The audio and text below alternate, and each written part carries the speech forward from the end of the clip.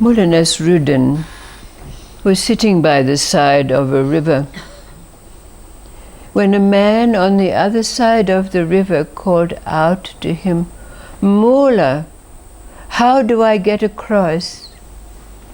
And the mullah shouted back, "You already are across."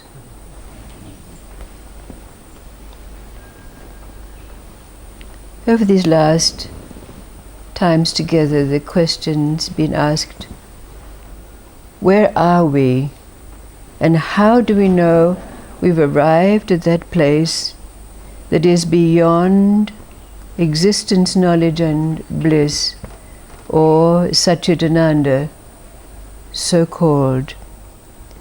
And the stories have had the possibility of enabling us to recognize that there are some things in our life that are no longer present that were there before. But we have to dive deeper. In a very ancient Jewish text, it said that when Moses came down from Mt Sinai with the laws, he still had a longing to know God. So he asked, "Please, won't you show me your face?" And God replied, "If I showed you the brilliant darkness of my countenance, your mind would not be able to support it, but I will show you my back." So saying, God blocked Moses' eyes with his hand and passed before him, so that Moses was able to see, emanating from God's back, dancing light and deepest dark. From this perceiving, he was able to establish the reality of God. Over these many years, it's sometimes been said, individually, you have to make God real. And since we know there is no God as such, what could this really mean? So there are several stories to put in our pot and see what arises from them for us relative to this question. The first is a story about a young couple who lived in a time long, long ago in a village very remote. The wife was very beautiful, and they had a daughter called Serena, who was an image of her mother. Now, there was an occasion when the husband, Serena's father, had to make a journey to the big city, and while he was there, he bought a gift for his wife, a small mirror. And when he brought the mirror back to his wife, she was able to perceive in the mirror her own beauty. But for fear that her daughter would become vain, she hid the mirror, wrapping it carefully and putting it away. But then Serena's mother was inflicted, and as she was dying, she gave the enwrapped mirror to Serena and said, "This will bring you comfort after I've gone." So when her mother passed, Serena opened the parcel, and when she looked in the mirror, she said, "Oh, Mother, I'm so glad to see you. I'm so glad you've not departed from me." And every day she spoke to the mirror. She told the mirror her troubles. She shared her deepest longings. And Serena's father observed the comfort that this mirror brought to his daughter.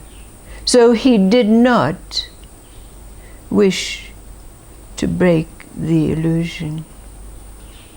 And even when he himself passed away, Serena remained with her mirror and the illusion of that which she perceived.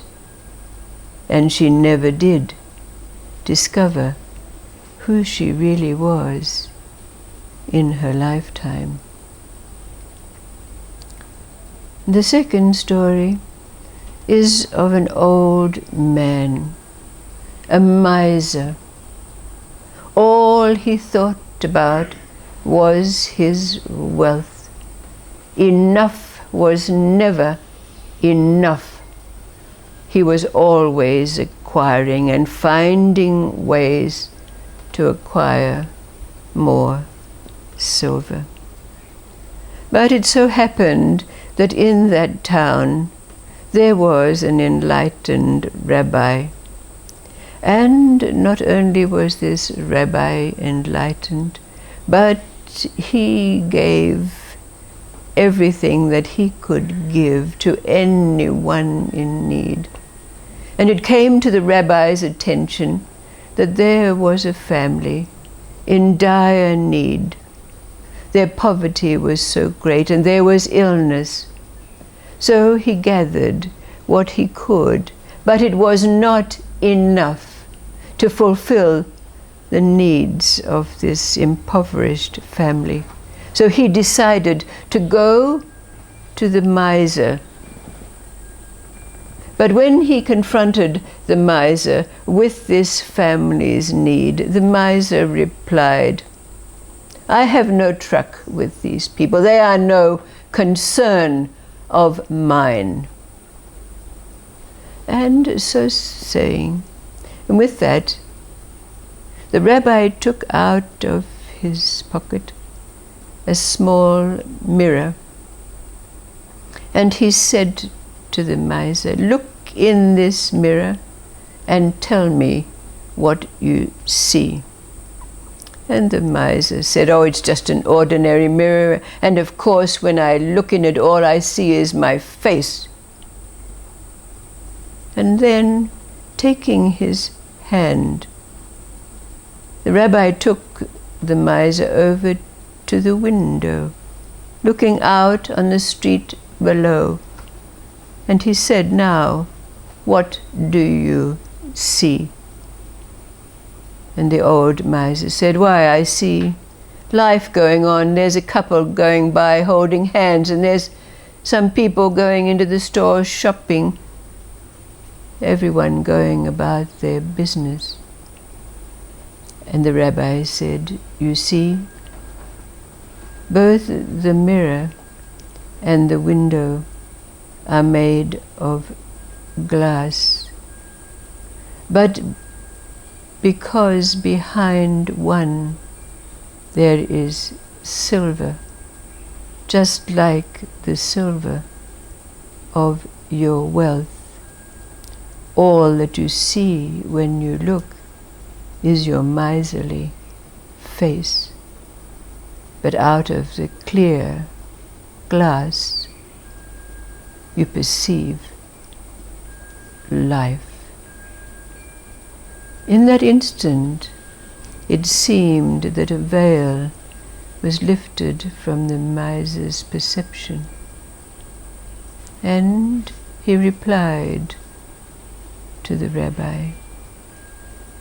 And then he said, "How much do you need?"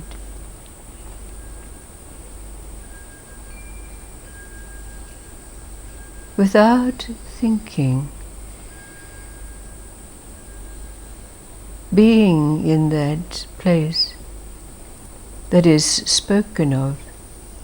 Meditation does that for us. What arises for you as an awareness?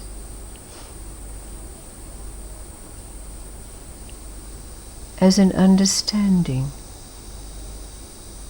of these two simple stories relative to the question, where are we and how do we know that we've arrived at this place beyond existence, beyond the thrall, the bondage of the mind?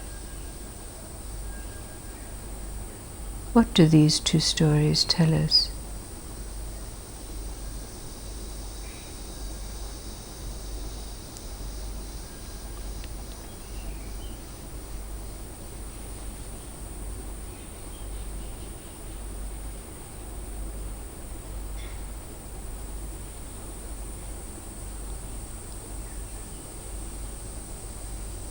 If we can understand that there are certain things that are absent in our life now that were there before, we can also be able to express and translate the absence of the mirror.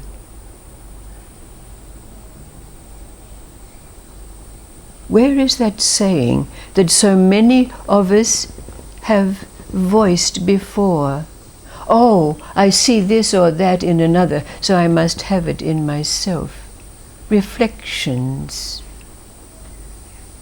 Is this on your tongue anymore?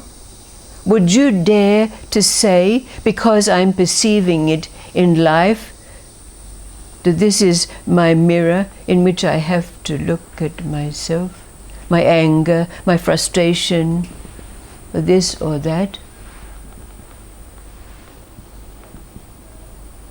Are you still looking in a mirror,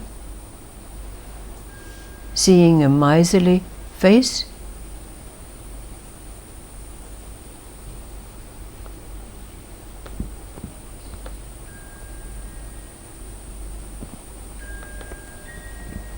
If we can comprehend that there are certain things that they're absent, we can certainly comprehend that we're no longer looking out at life, perceiving it as a mirror.